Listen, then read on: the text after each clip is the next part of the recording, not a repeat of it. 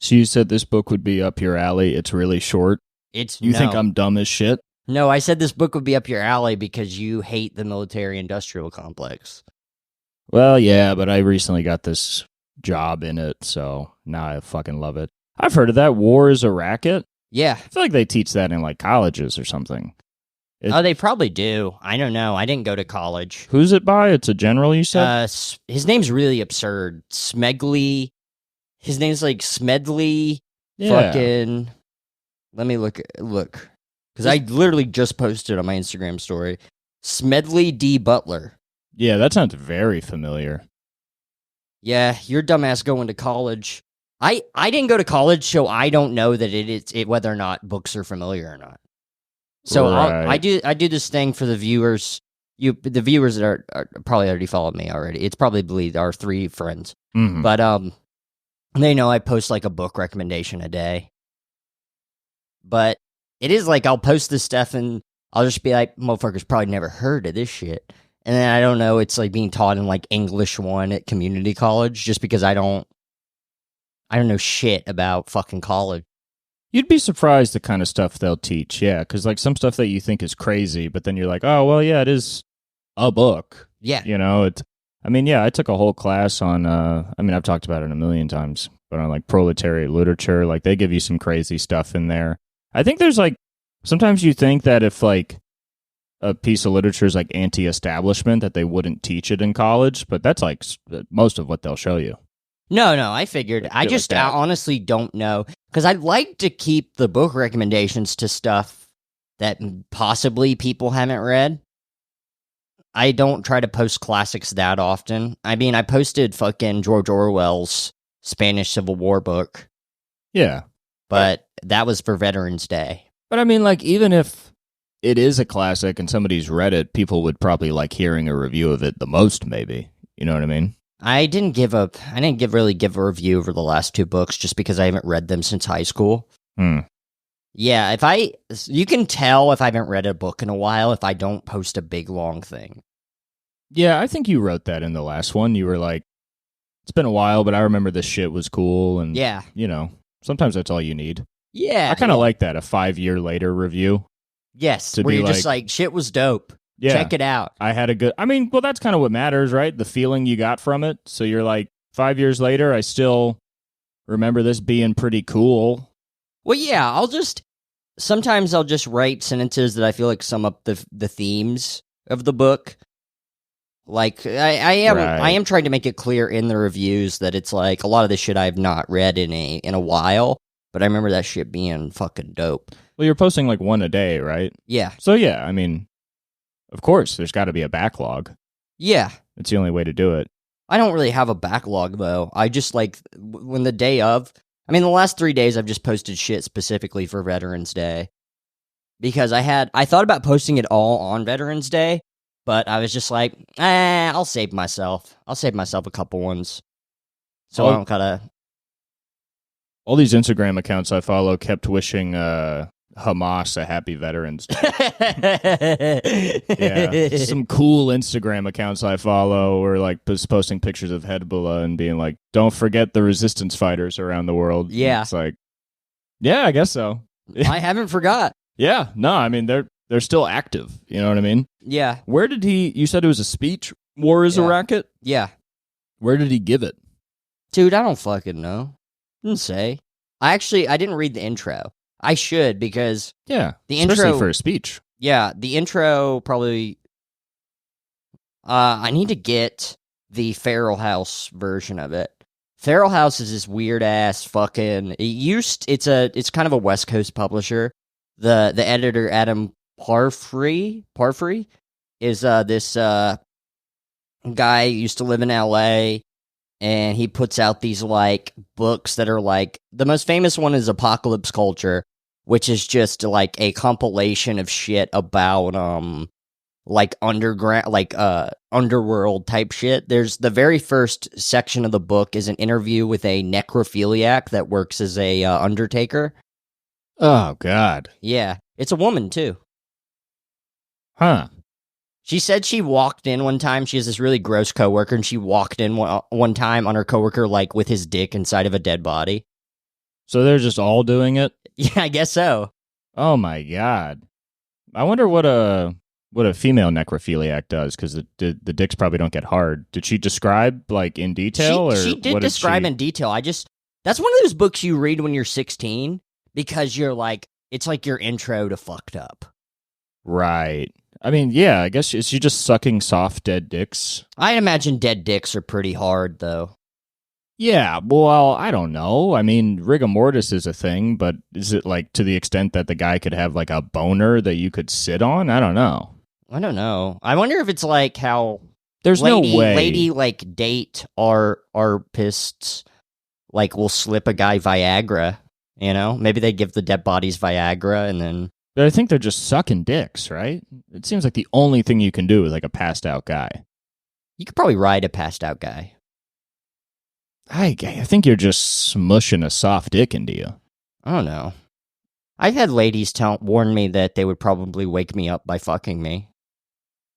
They warned you? They were like, "Yeah, I might just fuck you while you're asleep if that's cool." And I was like, "Yeah, that's cool." Yeah, that's wild to feel like you can tell somebody. Yeah, Be it's like, all right. I might just take it. And it's like, all right. Well, you know, that is kind of weird. With some women, it is kind of like they're like, you can fuck me while I'm asleep, and I can fuck you while you're asleep, and you're like, that's fine. Yeah, I guess I guess you'd hope. I've never taken any woman up on that, on the you can fuck me while I'm asleep, because it seems weird to me. It seems weird. I'd rather them just be awake. Yeah, exactly. And be acting like they're into it. That's a big part of it for me, is the other person being like, this is great. And if they're just kind of dead, then it's just like, yeah, that's the thing. It's just like you're just jerking off at that point. Yeah, well, it's like if you're asleep, it's like I'm like fully using you until you wake up, and then I don't. Yeah, it's you just gotta like spit on your hand and fucking. You gotta do all the. You gotta do prep. That seems like a specific and easily problematic thing to be into. Yes, because it's also like, well, how long are they really going to be asleep for? You know what I mean? And that's what I wondered too. Are these women you're in relationships with that are saying this? No, that's even wilder. Yeah. I mean, that's even crazier. Like, if I was on, like, a one-night stand and the lady was like, you can fuck me awake, I'd be like, I don't know you. Let's see. Well, I guess it depends on what you mean by relationships. I think I've had 3 women tell me that.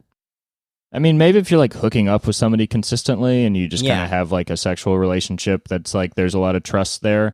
But even that, I just, like, not, like, I don't know. I just feel like if somebody was like, you can fuck me when I'm asleep, I feel like it could be pretty easy for them to just wake up and be like, hey, I don't really want to fuck right now. Yeah, that's also another thing. Because it's also like nobody wants to fuck every second of every day. So there is an inevitable thing of assuming. Yeah. And I guess if a lady... It makes an ass out of you and me. And it makes an ass out of you and me if I'm fucking you in the ass while you're sleeping. Because I'm going straight to anal. That would be funny if a lady was like, yeah, you can like... start fucking me when I'm asleep, and you're like, okay. And then you just try and put your dick in her ass, and she's like, what the fuck? And you're like, you were asleep. I didn't think you would feel it. Yeah, that'd be crazy if you started doing rough sex while they were like, they give you permission, you start doing rough sex. And you're like, you told me. That would wake them up. Yeah. Yeah, I mean, you wouldn't get too far into the rough sex. You'd fucking hold their nose like a sleepover prank. Yeah. And then they wake up.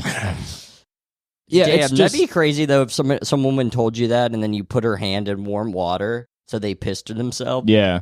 You're like, this is what turns me on. That's the type of shit I'm into. I like pranks. Yeah, if a woman told me that, I'd be like, I'll just wait till you're awake.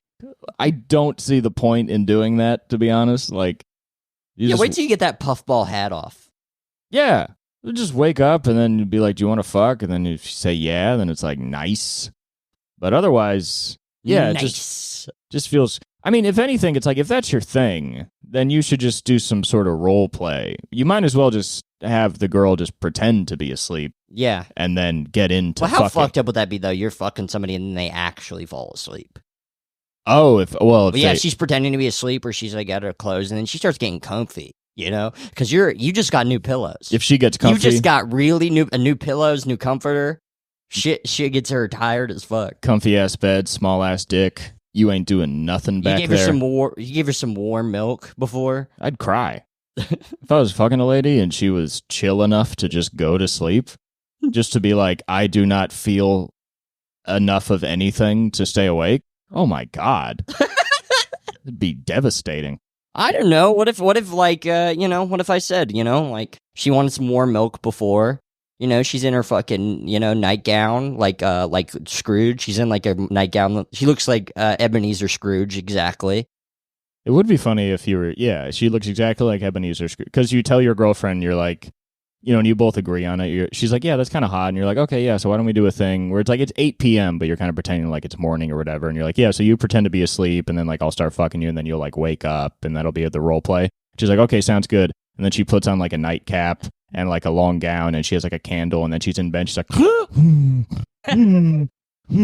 a feather drops down. You're wearing a feather on your head.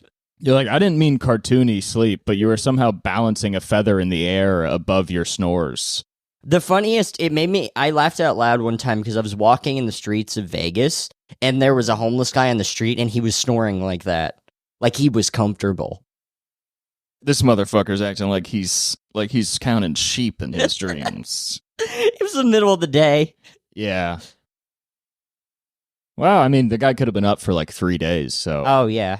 I also saw a guy drop a bag of fentanyl in Vegas on the same trip.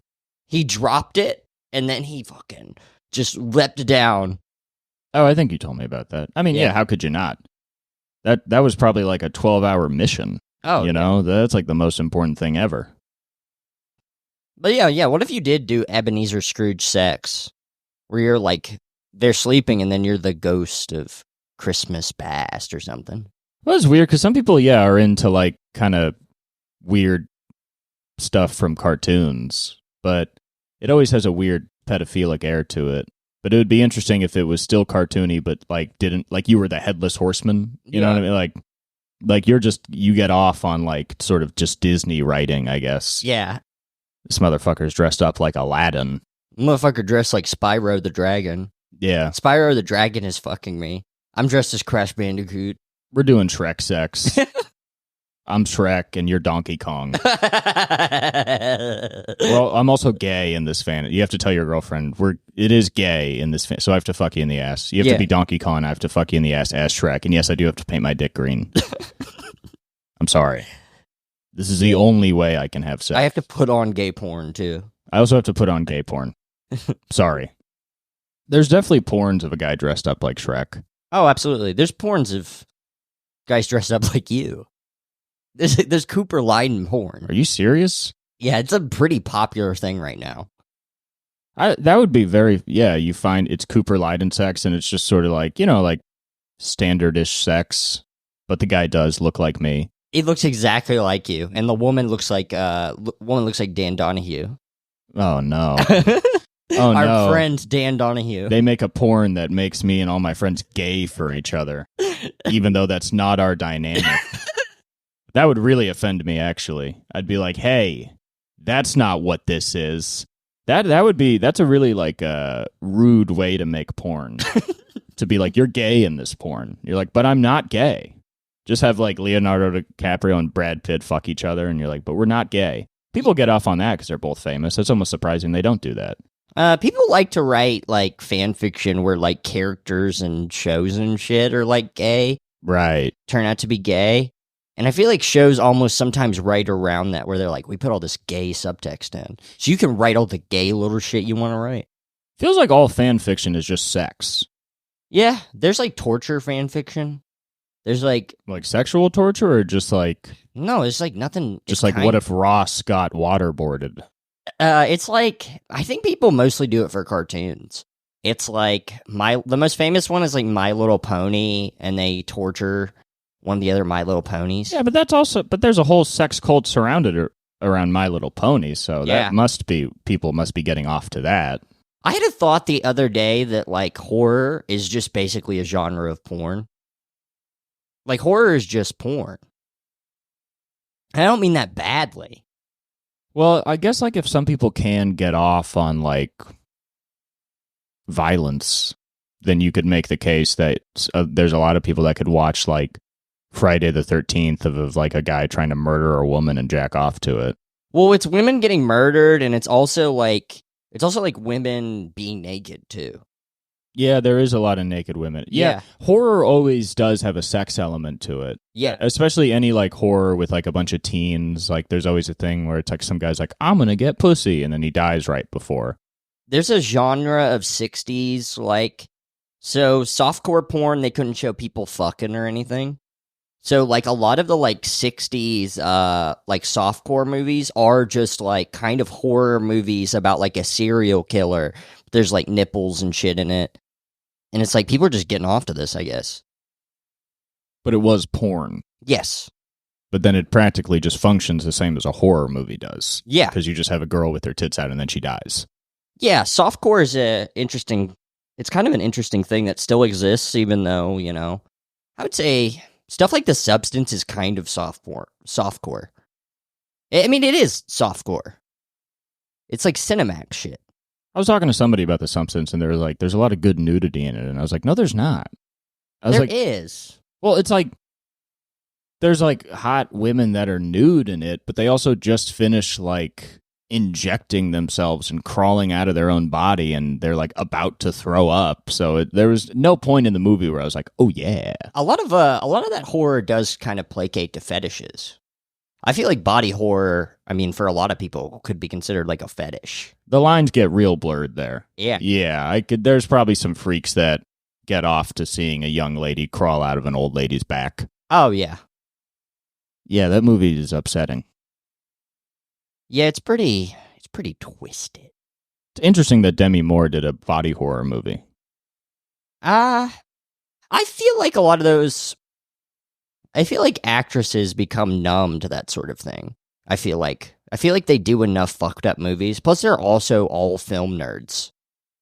Yeah, that must be what it is, right? You know, because it's just such a wild movie that almost seems like a group of teenagers would make. Not in a bad way. Yeah, just like a group of teenagers would make it, and then you're such an established actor.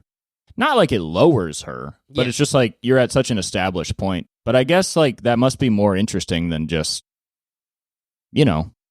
a PG-13 rom-com or something.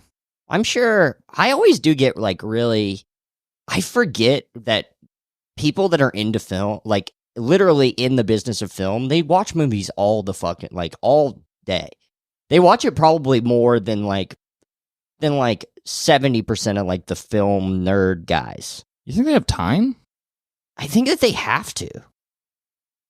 But why? Like they say stuff about Tom Cruise that Tom Cruise has seen like every movie. It just seems so crazy because it's like he has to like wake up and work out, and he probably has like 3 meetings a day. It's like, how do you have time to sit down and watch an hour-and-a-half movie? I'm also directors also screen movies in particular to their cast. Yeah, I mean, there's definitely that point where it's like you go to premieres, you watch movies, but like just sitting down at your house and watching a movie is like, I feel like those people have such packed schedules. It seems surprising. I read a thing that Uma Thurman, or maybe it was one of the women that was in Kill Bill, one of the influences on one of the characters, the eye patch one, is like a hardcore Swedish movie. And it's not like, it's hardcore in that it has like explicit like scenes of people of penetration and shit. And that's how it's hardcore? Yeah, I would say hardcore is just like it's explicit penetration and cum shots and shit. Can you have cum shots in a R-rated movie? No. Right? No, you can't. Okay. I feel like, though, I've seen fake cum shots before, but those are probably... I've seen fake cum shots in, like foreign movies. Is there cum in, like, American Pie? I don't remember. Right? I feel like a comedy could maybe get away with cum. Yeah. I would say stuff like American Pie is softcore. But there must be some rule about no cum. Like, you can't show certain fluids. Or, like, if you show blood, it's now R, and you just can't show cum, because then it's porn. There's blood in some PG-13. I think it's like... As Batman movies get away with a fuck ton. They do. They do have a lot of blood in those movies. Because also, yeah, it's like he doesn't shoot people, so he's just beating the fuck out of people. Mm-hmm. Which is also the funny part about Batman, where he's like, I don't use guns because that's wrong, but it's like, okay, you're just beating people with your hands then. Yeah. That's more fucked up, almost. I don't know. I guess you're not killing people, but the implication is that those guys die, kind of, because he punches them and then they don't fight him again. I went to the cafe near my house, and usually when I wake up, that's immediately what I'll do. I go to that cafe, and it just really depends on how much time I have to read. But I flipped from reading, like, a horror novel, because that's, like, really disgusting, smutty horror is kind of like, it's kind of a guilty pleasure for me. Yeah. And I went from reading, like, there's a torture scene. There's, like, plenty of torture scenes in those. And then I flipped to a 30s, like, detective. Well, it's not even detective. I just call it hard-boiled. And there is a torture scene, but it's just guys beating the fuck out of this guy. And it seems so much more unsettling, you know? Yeah. But it's also like that. Isn't that funny? That's what torture used to be. Just keep punching a guy. Yeah, just punching. Yeah. Like, there's no creativity to it. We're not done punching you. You really thought? That's like that, the conversation reminds me of, you know that movie They Live? Yeah.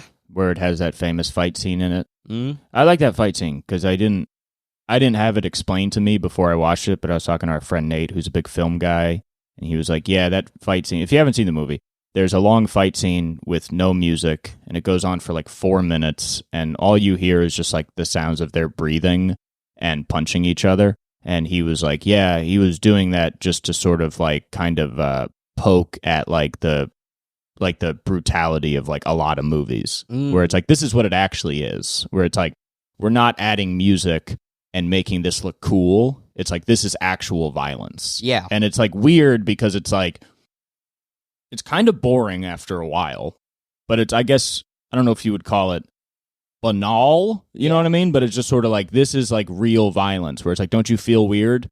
Where it's like, these guys are just continuing, they're bloody and they're tired and they're just getting up, and then all you hear is just like this, like sounds of like smacking skin. And it's kind of interesting because the director's just sort of making you look at it, where he's just like, well, if you like violence, this is like real violence. And it's not like Bruce Lee where it's fast paced. It's like kind of disgusting how they're like so exhausted and continuing to like get up and like drag their bodies to just continue like destroying each other. And he's like, look at it.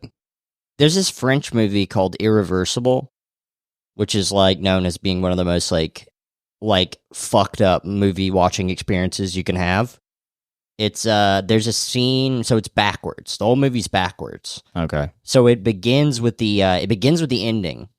And the ending is basically that they kill this guy it's like a revenge movie, and they kill this guy with this one guy kills this guy with a fire extinguisher, and it's very prolonged and it's very just unsettling. He's just hitting this guy with a fire extinguisher, and it's supposed to be like, it's very realistic. Mm-hmm. He basically beats this guy with a fire extinguisher till his face is nothing. Mm-hmm. It's just paste. Mm-hmm. And it's very and what's a funny thing about it, though, they have the director himself is playing an extra in the movie, and he's just watching and jacking off. Oh, I feel like you've mentioned that before. But I saw a horror movie called The Sadness from a couple years ago. They do an homage to that scene where somebody beats somebody with a fire extinguisher, and it's funny because they do basically the same scene, but the context is so different. Of like, in Irreversible, it's disturbing, and in this movie, it's like it's still like disturbing, but it's like there is a level of just gorehoundiness to it. Of like, well, this is why you watch this movie. It's a splatter movie. Yeah. Where Irreversible is like, see? Look at this. Look at this. Check this shit out.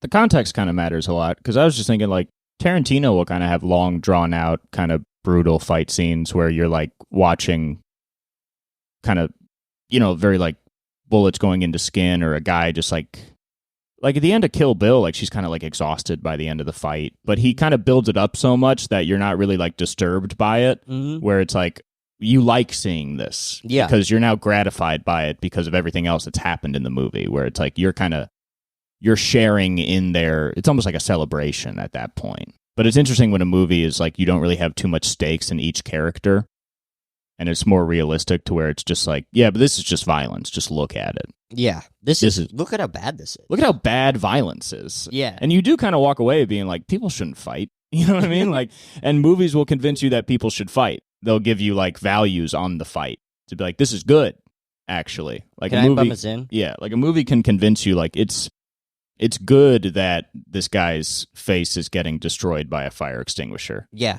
But then you can just not do that and be like, yeah, you see how fucked up it is to destroy a guy's face with a fire extinguisher? It sucks that, like, Christians really ruined any actual critique of violence in media. Because they, like, censored it? Well, they're basically like, see, this makes people more violent, the mass shootings and stuff.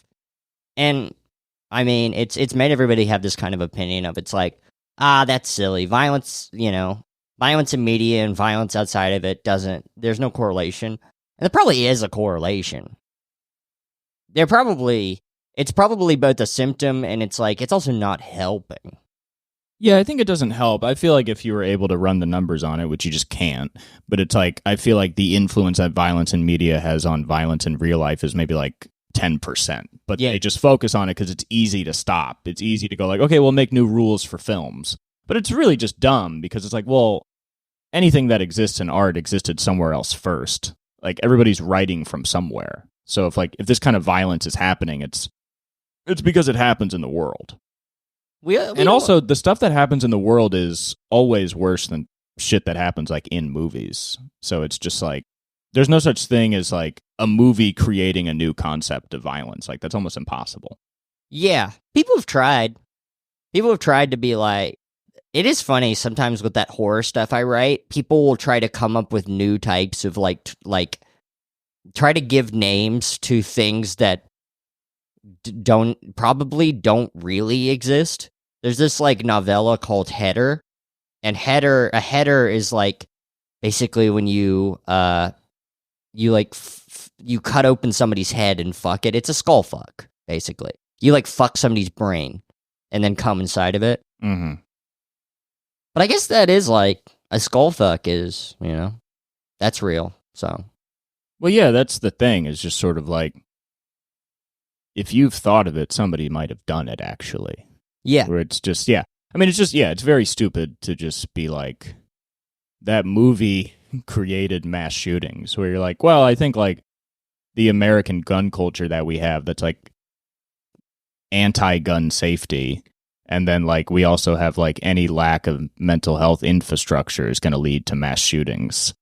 It's not going to lead to... It's not just a movie. I think also it's the... I think American imperialism probably also factors into the psychology of the nation. Of, like, dominance? Yes. That's kind of bred into all of us? I think that's partially, probably the main reason there's mass shootings. I think it's that, and I think it's, like, the way consumerist capitalism just kind of treats us like cattle.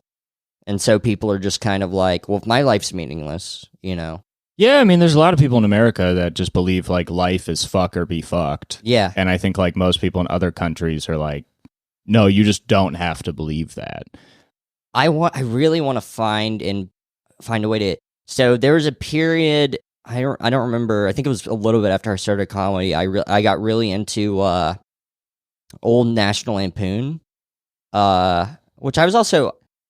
Like, I had periods with it. I remember when I was 16, I would go... I found it at this, like, comic shop near where I grew up, that they had this magazine section, and I just would flip through National Lampoons because I was interested. Mm-hmm. And it's really good. A lot of it's really good comedy, and it's also really interesting for a 16-year-old who's interested in tits and, like, fucked up shit. Yeah. To find a magazine that's basically just tits and fucked up comedy. Yeah, National Lampoon's like a good kind of toe dip into the water of, like, kind of edgy stuff. I would say it's still, like, some of the shit in there is still edgier than any mainstream, like stuff from, like, when it turned into PJ O'Rourke took it over, and it basically, that became all it is. Because they were competing with Hustler, which Hustler was also a comedy magazine, basically. And that had actual, like, split beavers and shit. So Hustler got taken over in the 1980s. The editor-in-chief became Paul Krasner, who, in the 60s, he was, like, Lenny Bruce's best friend. He had this magazine called The Realist. Okay. Which is, huge influence on fucking like print satire. Like it can't really be under exaggerated or I don't know, underrepresented, overlooked. You can't. Yeah, it can't be over exaggerated. How much? Don't do it. Yeah, absolutely. Don't try. If you're watching this, don't fucking do it. I'm just checking the camera. If you are trying to underestimate the influence of the realist on satire literature, you're going down the wrong road. You're cruising for a bruising. So they're interesting. So it would be like satirical pieces, underground comics, and interviews with Kurt Vonnegut. They have a famous interview with Kurt Vonnegut. They have interviews with people like Lenny Bruce, Richard Pryor, comedians of the era. Mm-hmm. That's cool. And it's like basically it was trying to be like the literary version of that like 50s, 60s sick comedian genre when people started joking about plane crashers and shit. Yeah. So the realist, Paul Krasner, he moved to National Lampoon in the 70s. They got him. And then he moved to Hustler, to edit Hustler in the 80s. So there was a period where Hustler became even more of a comedy magazine than it was before. But so National Lampoon kind of had to compete with that. And there's an interesting period of Lampoon from like the entire reign of P.J. O'Rourke running it, where it went from being like a left-leaning comedy magazine to being a right-leaning comedy magazine, which is interesting. And that's like probably, of comedy I've found, it's the most like nihilistic shit. It's like, I would go as far as to say it might be more nihilistic than like $1 Million Extreme or like Legion of Skanks. Yeah, I think there's a real nihilist element to all right-wing stuff. There's always a bit of a fuck it kind of mentality. What's interesting about it, though, is it's very obviously, it's going from like the big guys for Lampoon were like city boys. Yeah, like Michael O'Donoghue was like a city kid who was like a bohemian, and he kind of shaped the tone of the magazine and really influenced Doug Kinney, who was really the main guy there. Okay, but from like 76 when everybody left. And it was just those like guys like P.J. O'Rourke and shit. Those were suburbs guys. They suburbs right wing, or libertarian more like. So they became so the tone of the magazine changed, and they kept the kind of outrageous spirit, but they decided to just kind of be like, all right, we're going to satirize the mentality of the suburbs. So they have stuff like Foreigners Around the World is like, I think, the most famous piece from that era, which they just take every like race, all that sort of stuff, and they just are basically like basically anything offensive you could say about any race is in that piece. Yeah. They have like, for each foreigner, they have these insanely stereotypical like drawings of them, and it's supposed to be a satire of the way like suburban white people see foreigners. Yeah, how like they're actually implicitly very racist, but they don't have to say it. Yeah, it is interesting though with the right-leaning aspect of the magazine. But I mean, the one they have for Africa is nuts. It's fucking crazy. I feel like I've heard of that. You've probably might have seen it online because it became like people would post it for a minute because they were like, look at how nuts comedy was back then. Right. And it turned right wing because of PG, or it turned right wing? Yes, because of PG. Okay, so it was just his direction. It wasn't like what they felt that was needed to compete. It was just the direction they kind of wanted to go in. That was basically. Okay. It was basically pretty libertarian. But the history of the porn magazines is also interesting, because Screw is kind of like pre-Hustler. It's basically like Hustler took kind of what Screw was and then made it even more graphic and made it even more like... Screw is interesting because it's like an auteurist porn magazine. What do you mean by that? There was one figurehead, Al Goldstein, who I think it started in 1968. One of the most famous things they did is they had nudes of Jacqueline Onassis. Oh. You can't do that. Yeah. I jerk off to Jackie every night. because I'm an American. But anyway, what were we talking about? Lampoon. Oh yeah, my interest. So Michael O'Donoghue, head writer of SNL, one of the big figureheads of Lampoon, wrote a column for Spin magazine in the 90s. And some of it's like some of the most prescient fucking comedy I've ever seen. He was very influenced on it by, so I might be wrong on my history here, but when Kinison started, I think O'Donoghue tried stand-up and then didn't really, and tried to do like a Kinison Hicks type thing. Yeah. There's a famous, or not even really famous, story about Michael O'Donoghue being at the comedy store, and Kinison sees him in the audience, and he brings him up, and he's like, this is the guy who, like, created me. Yeah. This is, like, so he brought him up for that. And then he just says smut. Yeah. I have to pee really quick. You can keep talking or we can cut. Up to you. Well, yeah. At the store, I sat somebody, and then they made me sit them someplace else because, well, they didn't make me. I decided to, because they were like, the bitch next to me is 400 pounds. And then I respected it enough, I was like, I'm going to seat him on the bench. I don't know if media would ever make anybody actually drive them to shoot up a place, but I think it definitely changes the way people think about other people and talk about other people. I remember one time I was at the Comedy Store, and there was a guy, and he was a customer, and he was like talking about like his girlfriend, and he referred to her as a dog brain. And I was like, oh, do you listen to Matt and Shane's podcast? And he was like, every day. Because like they'll, and it's just like, yeah, if guys you like use certain words, and I think like people don't think about word use a lot. Where it's like, if you start picking up certain words, you can't still say like, no, I like women, because it's like, well, you now use these terms to describe them that are like directly just. Well, I sat this guy, this was at Roast Battle, so that adds to your point. Right. And you can also see it because people come to the Comedy Store and sometimes say wild shit because they think that we're going to be like, oh, nice. Yeah. That's what we like around here.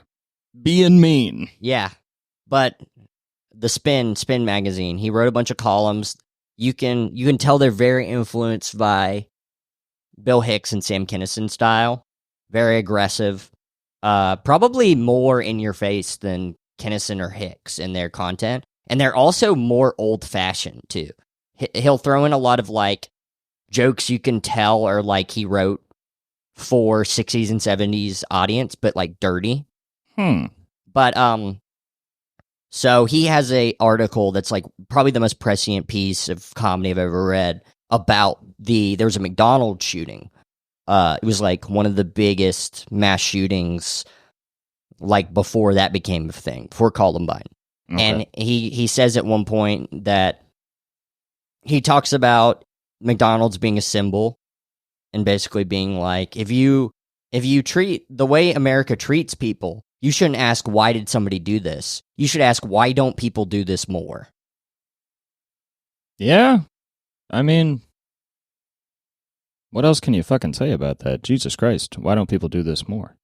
That's just interesting. The whole conversation we're talking about, it's like, it just seems like if you take away censorship, you also just take away the idea of taboo, and then you take away this drive to be taboo and to be edgy. You know what I mean? Yeah. Because like if you make everything allowed, then the whole idea of edginess is kind of gone. And I think it would just lead to a more honest view of what's going on. Because especially you see now with like all these guys that think they're being attacked by wokeness or whatever, it's like they go harder only because of that. So it's like they've gone beyond like what they would have wanted to do, and now what they feel a drive to do because it's a reaction to something. But it's like if you don't give anything, it's the same as like not giving attention to a screaming kid. Yeah. You know what I mean? Where it's just like, it seems like the best answer is to just sort of like, well, if you kind of remove censorship and you allow like some comedy to have pornographic elements if it wants it to, is like eventually people are just going to go like, oh, okay, so like we're allowed to just kind of make our own decisions. Where it's like, because then there's nothing interesting about being crazy because there's nothing stopping you from being crazy. So it's like, well, yeah, saying something insane and possibly offensive is actually the same as just talking about going for a walk now, because there's no punishment involved for it. It's interesting how Howard Stern and Opie and Anthony, like, I can't really think of anything I would say Cumtown. I haven't really listened to Matt and Shane, but I probably also fits in of something that took the formula and just kind of pushed it to a different artistic height, to a different, that used what it was doing and like synthesized it into something else. Because it feels like some of the, especially New York, like Legion of Skanks adjacent podcasts are just doing Stern. They aren't really pushing it further than Stern. Like, well, yeah, it's like, how could you? And also, it's like that guy had more rules on him, so he'll always be more badass than anybody who's just on YouTube, let alone their own website that they made for it, And it's just like, I don't know, the whole idea of trying to be edgy now just seems so pointless. Like last night, this comic was on stage, and I won't say who it is, but they just speak very crudely for the sake of speaking crudely. And like I was talking to our friend Zach, and he was like, yeah, his set is sort of like a middle school Mad Lib, where he's just like, my F-word dog took a gay shit on the carpet. And it's like, in 1995, that would be awesome. Yeah. But now, Trump has won, lost, then won again. So if you think cussing is going to be interesting, that's kind of what we were talking about on the phone the other day, is just sort of like, the idea that anything you can say is really at all subversive, besides like really calling for a change in establishment, is kind of, there's nothing you can do. Yeah. Like, unless you're saying like, we need to tear down this current system and you're trying to combat like our government, there's kind of nothing you can say that's actually subversive if it's just simply like offensive. And it is very funny that people think that they're on the forefront of like being the craziest, when it's like, well, this is all allowed. Like the stuff you're not allowed to say is like kind of critiquing the current system, and actually like what you're not allowed to do is what Fred Hampton did, which is like bringing both Republican and Democratic delegates all to one conference to come together and to break down like a class and political divide to actually, work towards like a communal struggle. That's what you're not allowed to do, because that like threatens the status quo of the country, is to like change the mindset and the way that we think about things. But it threatens nothing to just like have your own YouTube podcast where you are mean to women. And people are like, we're so crazy for doing this. It's like, you're not at all. I had a realization at a Skankfest about dirtiness in comedy. I think in order to really be extreme, you have to have such a level of talent to really, if you really are trying to do stuff that kind of unsettles people. Like Brian Holtzman, I think, is a great example. I think the two like biggest ways, I think, to really be shocking in comedy, or what Brian Holtzman does, is like basically full public pornographic material. And what you said, like actually subversive, we should tear down the system fucking shit. Like, I feel like there's a lot of I would say there's a lot of comedians that go up, and they are like the softcore version of dirty comedy. Well, yeah, I think it's just like, if you're doing something that's racist or misogynistic or homophobic, none of that is actually edgy. No, because this country is full of racist, sexist, homophobic misogynists. So you're doing something that a ton of people already agree with. Yes. And like literally, like going up there and just being like fucking Friends sucks is more subversive, because a lot of people like Friends, you know what I mean? And like, it just doesn't make sense to be like, oh, we're so edgy by being racist, misogynistic, and homophobic. Because you're like, do you know how many people are racist, misogynistic, and homophobic? I mean, it would be more edgy to go up in a Skankfest crowd and be like, I don't like cops, than it would be to say a lot of what they say. Absolutely. Like, that is like the most edgy things you see are just like challenging a current narrative. Like, not calling myself edgy, but it feels a lot edgier to like talk about my thoughts on the American narrative of the history of Israel than it would be to talk about how I'm annoyed by women. Yeah. You know what I mean? Because it's like, there's a bunch of people that are immediately going to be like, yeah, I hate my wife, you know? But then there are other people who like, you talk about like, Israel and really just the Zionist project coming from like a false premise of a people with no land for a land with no people is just like, oh, that's a false premise. And from the very start, it was as a colonial settler movement. That unsettles people. Yeah. Because they have not thought that before. There are just a lot of, you have to say something people haven't thought before. But if you're going up and being racist, sexist, and misogynistic, tons of people have thought those things. I wonder sometimes, because I see people do material about similar subjects to what I'll talk about. And like I'll I talk about like fucking drug addiction and homelessness and shit. And I'll see somebody do a joke about that's cruder, but doesn't make the audience that makes the audience less uncomfortable than a lot of what I say. And I think part of it is maybe, and this is just me fucking thinking, is it's like, I think maybe the humanization of those topics really kind of bugs some people. Oh, yeah. Of like putting a human face on this like fucking horror. Well, yeah, people think it's edgy to go on stage and like be mean to homeless people. But every single day, every person in a major city walks by and ignores a human dying on the street from homelessness. Yeah. So if you go up and say, like, aren't homeless people annoying? People will be like, whoa, that's crazy to say. Yeah. But they're laughing because they think the same thing. If you were to go on stage and be like, the way we are treating fellow humans and allowing them to die every single day is disgusting. Yeah. And also making it funny. I mean, obviously, anybody could watch this and be like, well, that would be unsettling because you're not being funny. But I'm saying being funny, but also having a joke that humanizes homeless people is way more edgy than any kind of ism that you could espouse on stage.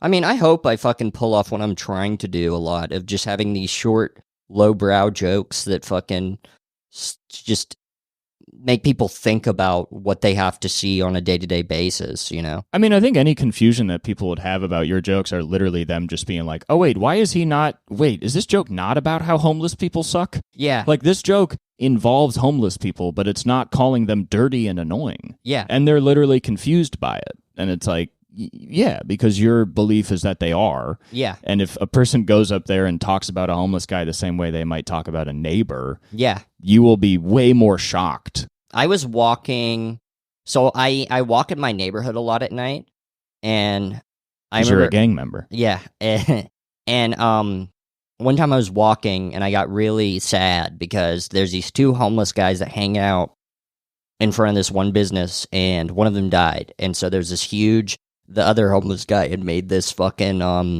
memorial to him. And I remember I texted a couple people just talking about it, and they were like, you know the homeless people in your neighborhood?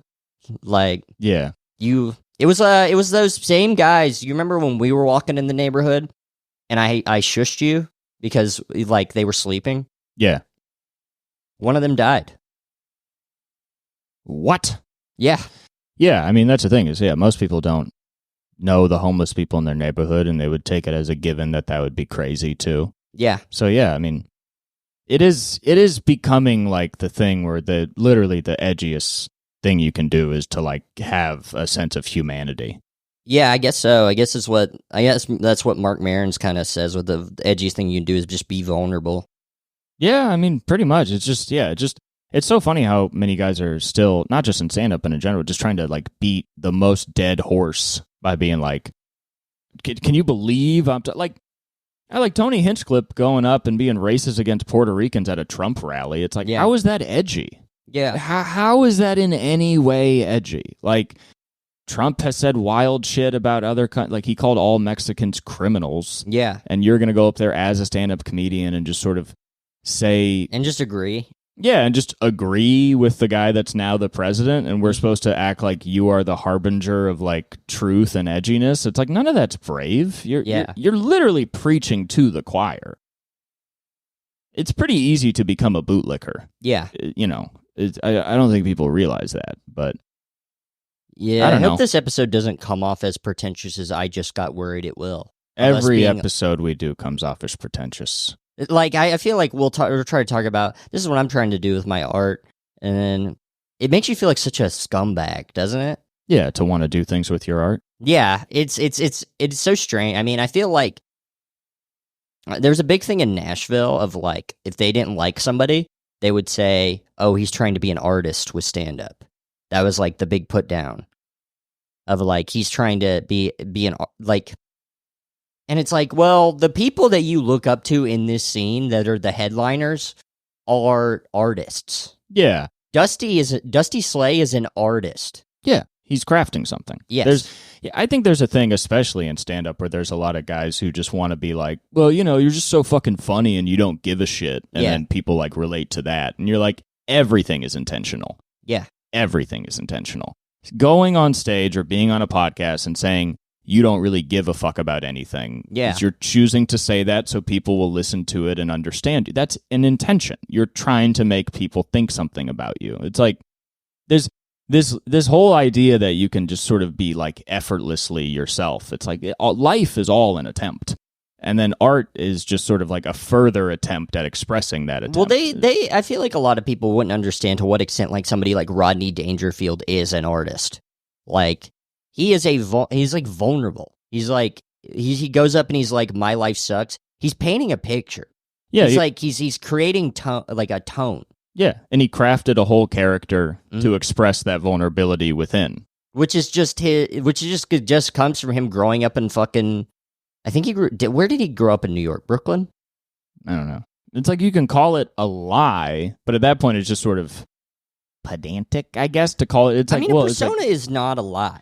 Some people will call it that, is what I mean. Is they'll be like, well, that's not real. And you're like, what? Then what is? Yeah. Like you go on stage and you, because at that point, if you want real, it's like, okay, I guess you go on stage, you never write a joke, you never think about what you're going to talk about, and you just speak. Yeah. Nobody wants to see that.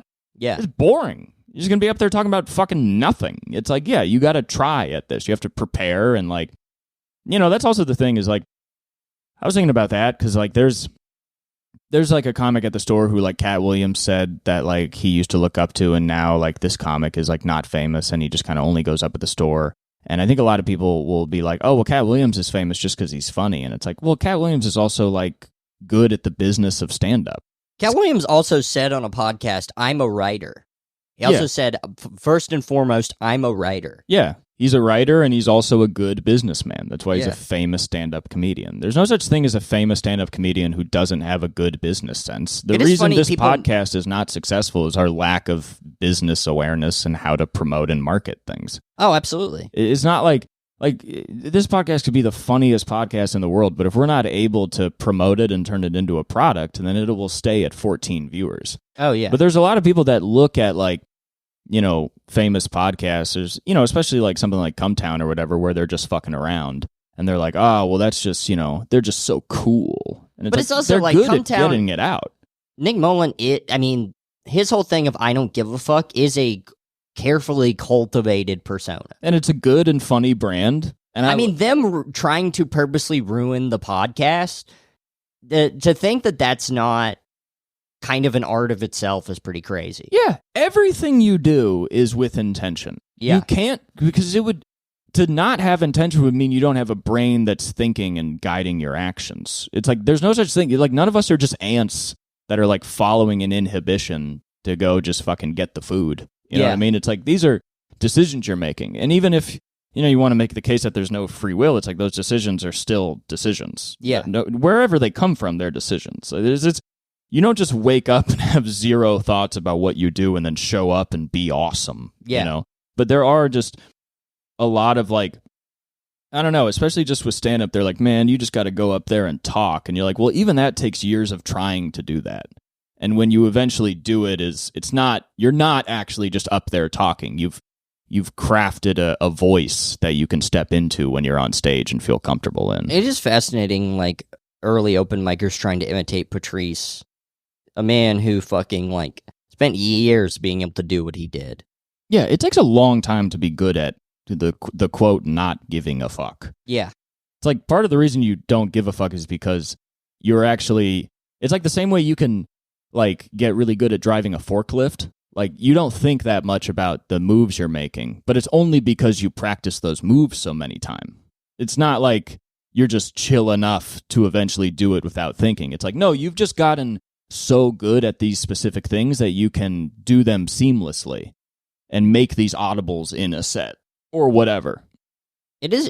I feel like a lot of people have never worked like a shitty blue collar job, so they don't understand that there is kind of, even if you're not thinking about it, come with an art to it. To like, this is how I do it. Mm-hmm. I start with this, I do this, and then, and then I finish it efficiently. Yeah, if you wash dishes enough, you step in and then you get into like a flow state, but it's because you've done enough of those dishes to do it. And it's the same thing in stand-up. It's just washing dishes enough that like, because it's like the amount of times like you'll like start a job and then you'll be struggling with something and you'll see a guy who's done it a lot and you're like, why does he do that so easily? You know what I mean? Like working on a fishing boat when I did, like I would just see guys do stuff I was trying to do that I would just do so slowly and like shittily, and then they would do it quickly. And I'd be like, I feel like if I did it that fast, I'd fuck it up. Yeah. And I probably would if I tried to when I just started. But it's like they've been doing it for 20 years. So it's like whatever small action it is, they've just done it a million fucking times. Yeah. That's why it's all just like repetition. But yeah, it is like, I don't know, people getting obsessed with this idea of like inherent talent in anything is really fucking stupid. Because it's just like, you have to try. Even if you're naturally good at something, it's none of that will ever get you anywhere you want to go. It's a good start. There's very, very rarely do I see, when it comes to somebody that just starts stand-up and is just good at it, I've only ever seen old black dudes do it, of just starting like black dudes in their 40s of just effortless. Yeah. And it's because they've been that their whole lives. Yeah. Yeah, I mean, there's certain... One of the funniest comics from Nashville is this guy, Mike Drew. He's been to prison, like he's a barber, you know? He's lived a full life. He would just go up there, he had one joke, and he'd go over there and comment on the room, and it's one of the funniest fucking things I've ever seen. And you would think just like a guy who goes up and comments on the room, he would always go for the low-hanging fruit. No, this guy knew how to fucking like, he had a riff one time about a comic, and he said that the comic is the type of guy to shoot up a place and then leave with a Sprite. Which is kind of, you'd be like, all right, to say another comic as a mass shooter is kind of hacky, but the way he just artistically, the Sprite part is what's funny. Yeah. It's not the mass shooting part. Yeah. And that's like, enough years of like being in a barbershop where a bunch of people are yelling, and when you speak, it has to matter. And so then you can take that skill set into stand-up and like... He was also a rapper, too. He was which I think was another big thing of just that word choice, of just knowing those specifics and those word choices. I mean, I feel like as comics, I feel like if their whole joke was just if they're hosting and they're like, the last comic, mass shooter, I feel like we should all boo. I feel like if you say some shit like that, we should boo.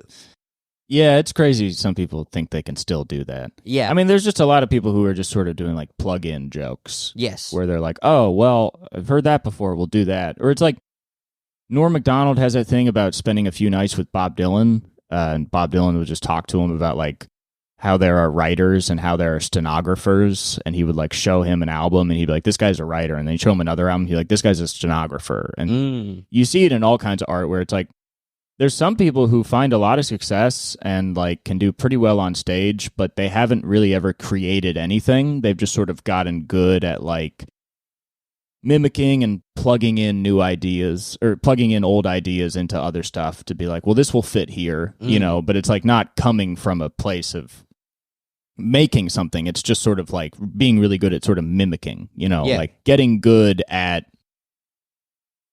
like almost mimicking stand-up than actually really doing any of it, you know.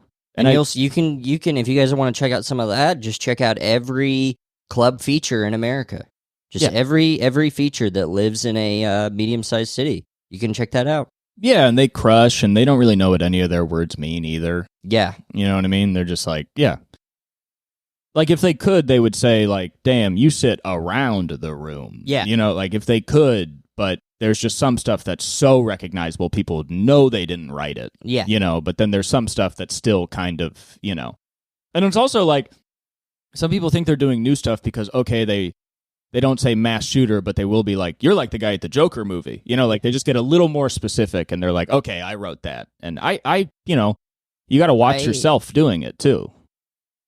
I tried to do a joke when the Joker movie came out of like, I went to see it and then I was like, man, I hope to God I'm the only guy that saw this movie.